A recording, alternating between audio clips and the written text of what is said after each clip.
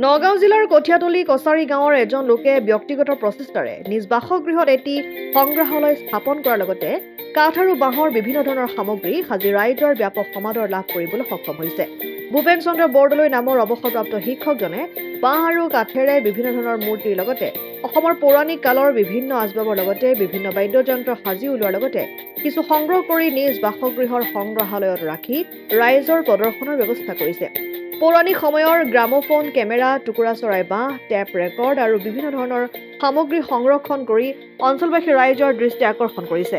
নগাঁও জিলাৰ কণ্ডলী হাবিগাঁৱত জন্মগ্ৰহণ কৰা ভূপেন বৰদলৈয়ে সৰুৰে পৰা আগ্ৰহী এনেবোৰ কাৰ্যৰ লগত। আজৰি সময়ত ভাস্কৰ্য শিল্পৰ লগতে কিতাপ পঢ়া, গান শুনাৰ লগতে ইয়াৰেং নামৰ এখনি গ্ৰন্থও লিখি সমাদৰ লাভ কৰে। বৰদলৈৰ এনে প্ৰশংসনীয় পদক্ষেপক এতিয়া শলাগ লৈছে অঞ্চলবাসী ৰাইজে। সৰু কালৰ পৰাই মই সংগ্ৰহ কৰিছিলোঁ। তাৰপিছত মই দেখিলোঁ যে ইয়াৰ আৰু বেছি প্ৰয়োজন আছে। গতিকে মই নিজেই কিছুমান বস্তু বনাবলৈ আৰম্ভ কৰিলোঁ, যিবিলাক বস্তু আমাৰ সমাজৰ পৰা হেৰাই গৈছে। গৰু গাড়ী, নাঙল জুঙলি বা বয়ন সামগ্ৰীবিলাক, সেইবিলাক মই নিজে কৰিবলৈ আৰম্ভ কৰিলোঁ। বিশেষকৈ মোৰ 3 ধৰণৰ সামগ্ৰী আছে: বাঁহৰ, বেতৰ আৰু কাঠৰ। কাঠৰ সামগ্ৰী বেছি আছে বাৰু, কিন্তু বিশেষকৈ সেই হেৰাই যোৱা বস্তুবিলাকে বনাইছোঁ মই। হিচাপটো নাই এতিয়া বৰ্তমান, কিন্তু আছে, যিখিনি দেখিছে যথেষ্ট আছে। মোৰ 100 বিধমান হ'ব সামগ্ৰী। কাৰ নামত এইটো উৎসৰ্গা কৰিছে? এইটো মোৰ পৰিবাৰৰ নামত কৰিছিলোঁ। পৰিবাৰ ঢুকাইছিল 19 চনত। পৰিবাৰ ঢুকোৱাৰ পিছতেই মই বেছিকৈ আৰম্ভ কৰিলোঁ, জোৰদাৰ কৰিলোঁ কামটো, সংগ্ৰহৰ কামটো বেছি কৰিলোঁ। আৰু কি ক'ব যি নৱপ্ৰজন্মৰ নতুন আচলতে পুৰণা সদায় ধৰি ৰাখিব লাগে। সেইটো হৈছে আমাৰ অস্তিত্ব। যে যদি আমাৰ নিজৰ পুৰণা বস্তুটো হেৰাই যায়, তেতিয়াহ'লে সেই জাতিৰ অস্তিত্বটোৱেই নাইকিয়া হ'ব।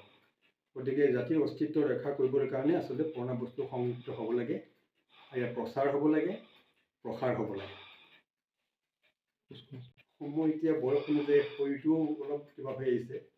মই খুব চেগা চেৰুকাকৈহে মই কামবিলাক কৰি আছোঁ এতিয়া। আৰু বহুত বিষয়লৈ আমনি দিব লৈছে যিয়ে পথ বস্তু বনাম অৱশ্যে মই যদি পাৰোঁ, আনটো আছে। কাঠৰ সামগ্ৰী হ'ব, ঘাইকৈ কাঠৰ, বাঁহৰ। বেডটো হয়তো নহ'বও পাৰে, কিন্তু কাঠৰ কাম কিছু কৰিম বুলি ভাবিছোঁ। আকৌ আপুনি ধৰক যদি সহায় সহযোগ বা আৰ্থিক দিশত কিবা পায়, তেতিয়াহ'লে হয়তো আপুনি আগবাঢ়িব পাৰিব চাগে। গতিকে অসমৰ ৰাইজ বা চৰকাৰক আপুনি কিবা আহ্বান কৰিব নেকি? চৰকাৰনো কি আহ্বান কৰিম, এতিয়া নিজৰ ধৰক মোৰ যিটো পৰিসৰ, এইটো পৰিসৰত চৰকাৰৰ পৰা সাহায্য পাবৰ মই যোগ্য নহয় বুলি ভাবোঁ। গতিকে মই নিজেই কৰি আছোঁ যিটো পাৰোঁ।